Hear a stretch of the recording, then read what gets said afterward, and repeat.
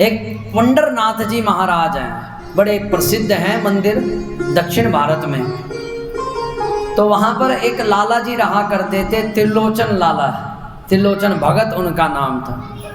कोई संतान नहीं थी। किसी ने कहा कि लाला जी आप एक काम किया करो, पंडरनाथ के मंदिर में कोई भी भक्त आ रहा है उस भक्त का अतिथि सत्कार कर लिया करो। ध्यान से सुना, बड़ी प्यारी कथा है, बहुत प्यारी। कहा बस आपने कुछ नहीं करना, आपने तो केवल अतिथि सत्कार करना है। कोई भी आ रहा है बस उसका अतिथि सत्कार करो। तब तो त्रिलोचन नाथ जी ने क्या किया, त्रिलोचन शर्मा जी ने क्या किया, जो भी पंडरनाथ के मंदिर में आए शाम अपने घर के बाहर सुंदर झरा भंडारा लगा देते। अब महाराज धीरे धीरे जहाँ भंडारा चलने लग जाए तो धीरे धीरे भीड़ भी बढ़ने लगती है। अब त्रिलोचन शर्मा जी और उनके साथी उनकी धर्मपत्नी सुबह उठते शाम उठते नित्य उनके चूल्हा चलता ही रहता। पहले 10 आते, फिर 50 आने लगे, फिर तो 500 भी आने लगे, फिर तो 1000, 5-5 हजार आने लगे। और महाराज वो भूल गए कि वो उनको पुत्र शोक भी था। वो तो निरंतर निभा रहे हैं, चाहे 1 आए चाहे 1000 आए, वो उनको जमा रहे हैं। पर धीरे धीरे शरीरम व्याधि मंदिरम, धीरे धीरे शरीर ने बूढ़ा तो होना ही है। अब धीरे धीरे शरीर बूढ़ा होने लगा। ध्यान से सुनना, अब जब शरीर बूढ़ा होने लगा तो त्रिलोचन नाथ जी से लगा कि भाई अब मेरे बस का नहीं है इतनी पंगत को खवाना। तो भगवान पंडरनाथ के आशीर्वाद से एक कोई नौकर मिल जाता तो बड़ा आनंद आ जाता। अब उन्होंने एक कागज़ पे लिख दिया बाहर कि भाई हमको एक भगत की, एक नौकर की आवश्यकता है। कोई आने के लिए तैयार ना हो, क्योंकि सबको पता था कि इनका सारा धन तो भंडारे में चला जाता है, इनके पास पैसा तो है नहीं। पर जब कोई किसी का सहारा नहीं और जब आप परोपकार की भावना के लिए आगे बढ़ोगे तो भगवान किसी ना किसी रूप बना करके आपके सामने खड़े हो जाएंगे। भगवान एक नौकर का वेश धारण करके पहुंच गए। भगवान पहुंचे तो भगवान वहां पर पहुंचे, छोटे से 7, 8, 10 वर्ष के भगवान, बिल्कुल सुंदर सांवला सलोना सूरत, सुंदर पीताम्बर धारण किया, मोर मुकुट धारण किया। सच्ची घटना है ये, सच्ची, बिल्कुल सच्ची। त्रिलोचन नाथ जी कोई आटा गूंदने पर लगा हुआ है और वो त्रिलोचन नाथ जी की धर्मपत्नी सब्जी काटने पे, आलू छिलने पे लगी है। दोनों बेचारे लगे हुए हैं। सुंदर भगवान आए, भगवान ने कहा राधे कृष्णा लाला जी। त्रिलोचन नाथ जी ऊपर देखे कि ये छोटा सा बालक सुबह सुबह कहाँ से आ गया। कहो भैया अभी तो प्रसाद तैयार नहीं है, तुम क्या कहाँ से। कहा नहीं आज प्रसाद खाने के लिए नहीं आया, आपने वो लिखा हुआ है ना बाहर कि हमको एक नौकर की आवश्यकता, बस महाराज हम आपकी सेवा करना चाहते हैं। कहा ठीक है भैया, ये बताइए कितनी सेवा लोगे। कहा ना सेवा सुवा नहीं चाहिए हमारे को, हमको तो रहने के लिए घर मिल जाए, अपने माँ बाप तो है नहीं कोई, हमको तो खाने के लिए अन्न मिल जाए, रहने के लिए। कहा भैया सेवा बहुत ज़्यादा है यहाँ। अरे सेवा की ना पूछो। कहा महाराज त्रिलोचन जी कहते 4-4 सब्जी बनानी पड़ेगी। कहा अरे तुम 5 बनाओ, कोई बात नहीं, हम सेवा करने के लिए तैयार हैं। त्रिलोचन नाथ जी धर्मपत्नी की तरफ देखते, देवी देखो कितना छोटा सा बच्चा, ये कर लेगा सेवा। तो उस माँ ने कहा अरे स्वामी कोई बात नहीं, आने दो, हमारे पास कोई बच्चा नहीं है, 10 साल 5 साल 7 साल का तो है, हमारी भी मनोकामना पूर्ण हो जाएगी। त्रिलोचन नाथ जी कहा बेटा सेवा करनी पड़ेगी। कहा पक्की करेंगे, चिंता मत करो। तो त्रिलोचन नाथ जी ने कहा कि बेटा नाम क्या है तुम्हारा। कहा महाराज मेरा नाम अंतर्यामी है, अंतर्यामी नाम है। अब तो साहब सेवा प्रारंभ होने लगी। त्रिलोचन नाथ जी बैठ गए, माँ बैठ गई, भगवान बाल रूप बना करके आए हैं। कभी इस पतीले से उस पतीले में कभी आलू गोभी की सब्जी बन रही है, दूसरे में दाल छनक रही है, तीसरे में अपने हाथ से रोटी भी बना रहे हैं, चौथे में सुंदर हलवा भी बन रहा है। त्रिलोचन नाथ जी देख करके हैरान कि नेक छोटा सा बालक सब्जी भी बना रहा है, दाल भी बना रहा है, रोटी भी बना रहा है, और जैसे ही पंगत बैठी पंगत के लिए मैट भी बिछा रहा है और सुंदर उनके लिए थाली भी लगा रहा है।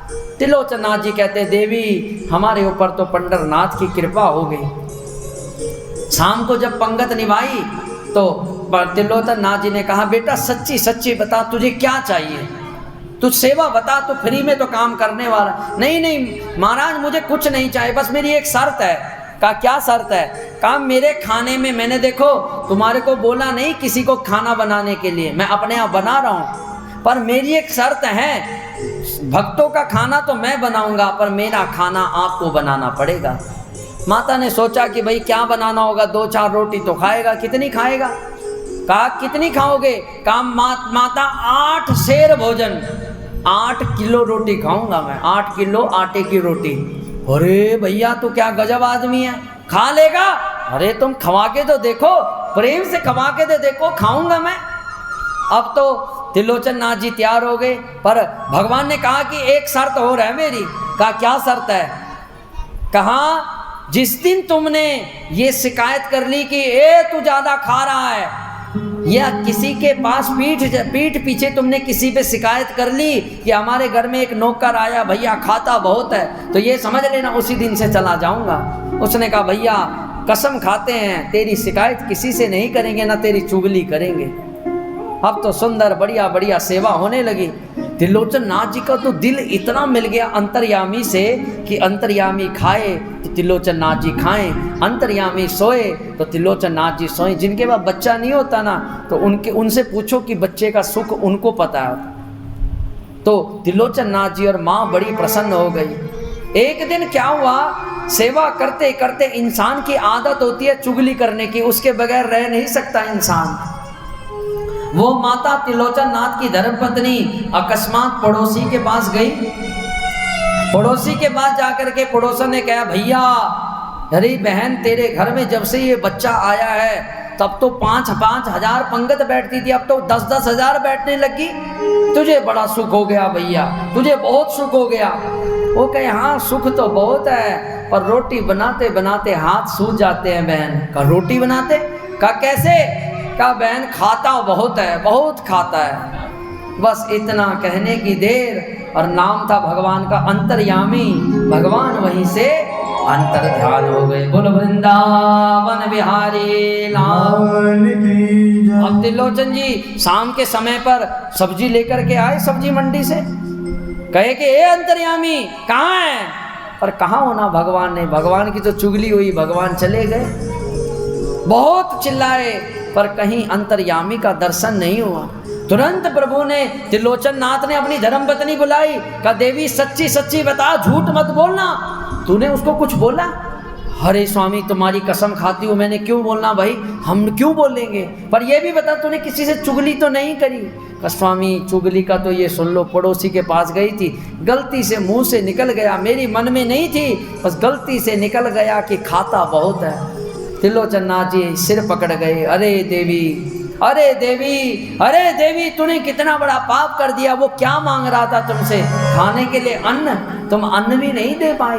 बेचारे दोनों रोने लगे और जाकर के पंडरनाथ जी भगवान के पास हाथ जोड़ करके कहने लगे हे प्रभु वो अंतर्यामी कहाँ चला गया? उसके जाने के बाद हमारे जीवन का सुख चला गया, हमारे जीवन का आनंद चला गया। तुरंत अंदर से, मूर्ति के अंदर से आवाज आई, बाबा मैं कहीं नहीं गया, मैं यहीं खड़ा हूँ। त्रिलोचन नाथ जी ने सिर उठा करके देखा तो सामने पंडरनाथ खड़े हैं और पंडरनाथ भगवान बोलते हैं कि बाबा वो अंतर्यामी कोई और नहीं था, केवल मैं ही था। तुमने मुझे दिल से याद किया, मैं पहुंच गया। त्रिलोचन नाथ जी कहते हैं जय हो मेरे प्रभु, आप नौकर बन करके मेरे घर में रहे और हमको बोध तक नहीं हुआ। हे प्रभु बस एक बार दर्शन दे दो। पीछे से अंतर्यामी फिर आए और तुरंत लाला जी को हाथ लगाया, कहा बाबा काहे को रो रहे हो? जैसे ही त्रिलोचन नाथ जी ने अंतर्यामी का दर्शन किया, चरणों में सिर धर के कहने लगे मेरे प्रभु आप भक्तों को सुख देने के लिए, नौकर बनने के लिए भी तैयार हो जाते हो। बोलो वृंदावन बिहारी लाल की।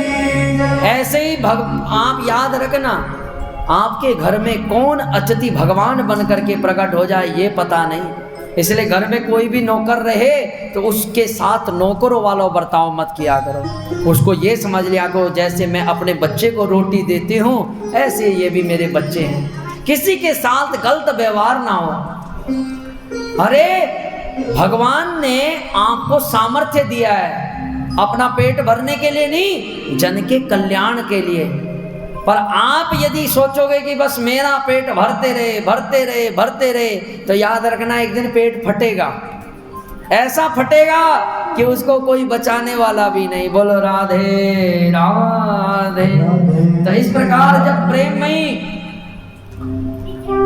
प्रेममयी कथा चली, नारद जी ने अपना पूर्व चरित्र बताया। नारद जी कहने लगे, व्यास जी बस भगवान के नाम का चमत्कार देखिए, कहा मैं दासी पुत्र, अब की बार मेरा जन्म हुआ तो ब्रह्मा जी के गर्भ से, ब्रह्मा जी की उत्पत्ति से मेरा जन्म हुआ।